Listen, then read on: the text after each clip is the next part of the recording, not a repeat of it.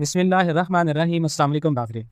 देखें, पाकिस्तान की मईशत को लेकर इस वक्त बहुत सारी बातें हैं, लेकिन आज की वीडियो में हम आपको बता सकते हैं या हम आपको बताने जा रहे हैं कि आने वाले दिनों में पाकिस्तान के अंदर ऐसे कौन से पाँच काम है या पाँच चीज़ें हैं जो आपने नहीं करनी।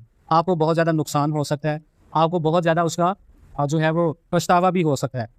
तो सबसे पहला काम आपने नहीं करना। पाकिस्तान के अंदर आपको पता है बिजनेस बिल्कुल ठप हो गए, पाकिस्तान के अंदर कारोबार ठप हो चुके हैं, पाकिस्तान के अंदर कुव्वत खरीद कम हो चुकी है, रिसेशन एक दफ़ा फिर ऊपर आना शुरू हो गया। सबसे पहला काम जो नहीं करना आपने, बहुत सारे लोग जो करते हैं, वो है आपने किसी भी बैंक से लोन नहीं लेना। हाँ, आप ये ज़रूर कर सकते हैं कि अगर आपने बैंक डिपॉजिट करना है तो आप कर सकते हैं, लेकिन उससे भी आपको नुकसान होगा, क्योंकि अगर इन्फ्लेशन 40% पर चला गया और शरह सूद पाकिस्तान में 30% हो गई, तो इसका मतलब ये होगा कि आपका 10% फिर भी बचेगा। तो लोन आपने किसी भी बैंक से नहीं लेना, ना ही आपने किसी के लिए कर्जा अप्लाई करना है, ना ही किसी किस्म का कोई कर्जा उठाना है। ये गलती आपने नहीं करनी। अगर आप कर्जा उठा रहे हैं या कहीं पर लोन लेकर काम शुरू कर रहे हैं तो आपको बहुत ज़्यादा नुकसान होगा, क्योंकि काइबोर रेट में इजाफा होगा और होने वाला है। नंबर 2 पे जो आपने काम करना है, इस वक्त पाकिस्तान की स्टॉक मार्केट जो है वो बिल्कुल डाउन जा रही है। स्टॉक मार्केट में रला मिला रुझान है और डॉलर इस वक्त अनप्रिडिक्टेबल है। यानी डॉलर 350 पे भी जा सकता है, डॉलर 400 पे भी जा सकता है, डॉलर 450 पे भी जा सकता है। लेकिन डॉलर 350 पे जाने की क्योंकि ज़्यादा पेश गोई है, उसकी वजह यह है फॉरेन रिजर्व्स के ऊपर प्रेशर और जो पाकिस्तान स्टेट बैंक के कम होते जाए।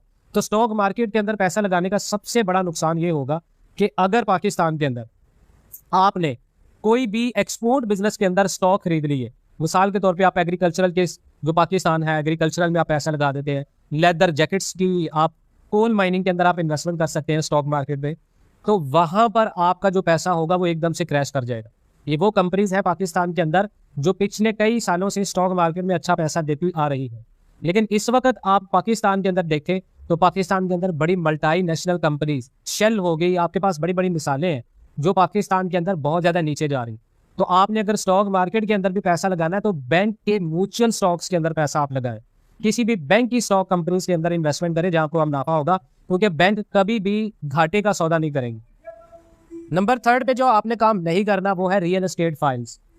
रियल एस्टेट के अंदर आपको पता है टैक्सेस भी हैं, फिर भी कई लोग जो कहते हैं जी हम बड़े गरीब हो चुके हैं, हम अपना घर नहीं खरीद सकते, तो घर खरीदते हुए हम क्या करते हैं कि हम अक्सर जो लोग शिकार होते हैं वो शिकार होते हैं इस चीज़ का कि हम रियल एस्टेट फाइल्स के ऊपर इन्वेस्टमेंट करना शुरू कर देते हैं। इन्वेस्टमेंट करते हैं तो रियल एस्टेट फाइल्स की वजह से हमें नुकसान होता है। रियल एस्टेट फाइल्स की वजह से नुकसान होने की वजह से शॉर्ट टर्म में लोग इन्वेस्टमेंट करते हैं कि भाई मैं इन्वेस्टमेंट कर रहा हूँ, रियल एस्टेट इन्वेस्टमेंट बहुत ज़्यादा बूम कर रही है, तो शॉर्ट टर्म में फाइल खरीदूंगा तो फाइल आपकी बहुत ज़्यादा फायदा देगी। अब आप हाल देखें कि लोगों के पास फाइल्स पड़ी हैं पिछले एक साल से, मार्केट के अंदर बायर ही नहीं है। मार्केट के अंदर बायर क्यों नहीं है?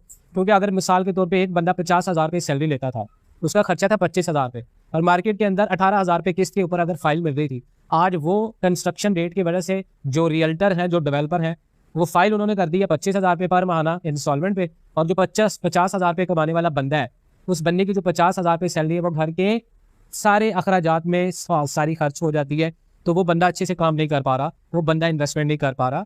ये चीज़ आपने नहीं करनी। उसके बाद बैंक के अंदर अगर आप पैसा सेव कर रहे हैं तो आप सबसे बड़ी गलती करें। पाकिस्तान के अंदर जो रिसेशन चल रहा है, जो लोग बैंक्स के अंदर इन्वेस्टमेंट कर रहे हैं, भाई बैंक के अंदर पैसा तो सेव है, रिस्क नहीं है, तो याद रखें कि वोलेटाइल कहीं पर भी आप देखें तो रिसेशन के अंदर आपको वो चीज़ें पैदा देती है जिन चीज़ों के अंदर आपको रिस्क नजर आता है। मिसाल के तौर पे गोल्ड इन्वेस्टमेंट है, मिसाल के तौर पे तांबे की इन्वेस्टमेंट है, स्टील इन्वेस्टमेंट है, कमोडिटीज इन्वेस्टमेंट है, एक्सपोर्ट्स की राइस है और एग्रीकल्चरल इन्वेस्टमेंट है। ये चीज़ें आपको फ़ायदा दे सकती हैं, लेकिन आपने बैंक के अंदर पैसे नहीं रखने। उसके बाद आपने कोई भी एक्सपेंसिव चीज़ अभी नहीं खरीदनी। जैसे हम आपको बताते हैं पाकिस्तान के अंदर आप क्या करें, अभी आपने पाकिस्तान के अंदर अगर नई गाड़ी खरीदनी है, आपके पास अगर पुरानी गाड़ी है और वो पुरानी गाड़ी आपके पास 2015 से लेकर ऑनवर्ड किसी भी मॉडल की है, मसला ये है जो लोग नई खरीदना चाहते हैं उनके लिए तो बेस्ट हो सकता है कि 2023 में वो नई गाड़ी खरीद लें, लेकिन उन लोगों के लिए ये नुकसान होगा जिनके पास पहले से एक अच्छी मेंटेन गाड़ी है और वो नई गाड़ी खरीदेंगे तो डेफिनेटली आप अपने एक्सपेंसेस को बढ़ा रहे हैं। आने वाले रिसेशन में, आने वाली महंगाई में आप अपने खर्चों को कम करने के लिए अपनी हर वो ऑल्टरनेट चीज जो आपके फायदे के लिए काम कर रही है, आप उसके बदले में नई चीज ना खरीदें। आपके पास घर में एक इन्वर्टर लगा है, अच्छा चल रहा है, आप नया इन्वर्टर ना लें। आपके घर में एक अच्छी फ्रिज चल रही है, आप नई फ्रिज ना लें।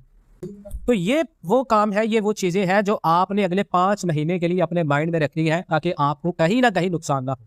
बहुत सारे लोग आपको रियल एस्टेट से रिलेटेड भड़काएंगे, बहुत सारे लोग आपको बैंक्स की तरफ से अगर बैंक में पैसे रख लो, बहुत सारे लोग आपको कभी स्टॉक मार्केट में पैसा लगा दो, बहुत सारे लोग कहेंगे भाई बैंक्स में पैसे सेव रखो, आप उसके ऊपर मुनाफा लो। तो ये वो चीज़ें हैं जो आपने नहीं करनी, जो आपको नुकसान देंगी।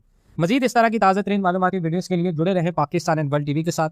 इंशाल्लाह मिलते हैं नेक्स्ट वीडियोज़ में, तब तक के लिए अल्लाह हाफिज़।